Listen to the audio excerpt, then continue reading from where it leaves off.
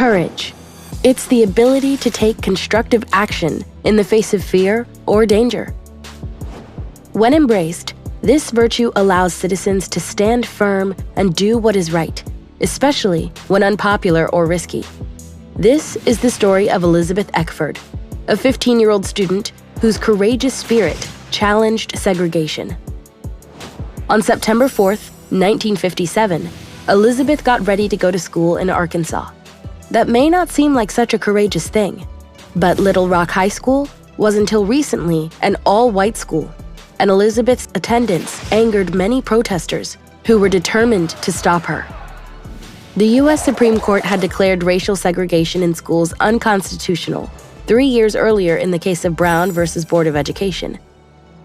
The ruling met widespread opposition from white people who defended segregation, but leaders of the school district integrated the school by enrolling Elizabeth and 8 other black students who came to be known as the Little Rock Nine. The plan for the first day, they would meet at a prearranged location and be accompanied by police to school for their safety. But Elizabeth and her family did not have a phone, so she didn't get the call to meet.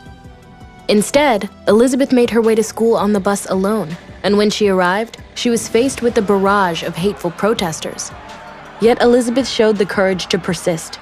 Twice she tried to enter, but at each door, the armed Arkansas National Guard, who she thought were there to help her, instead blocked her way. 2 weeks passed before the Little Rock Nine tried again, but this time, the police removed them for their own safety. On September 24th, President Eisenhower dispatched federal troops, the 101st Airborne, to protect the Little Rock Nine. Elizabeth and the other students' courage paid off, and the school was integrated.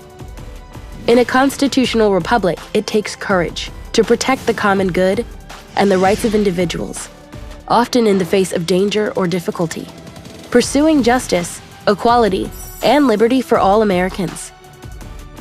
How might you show courage for a just society?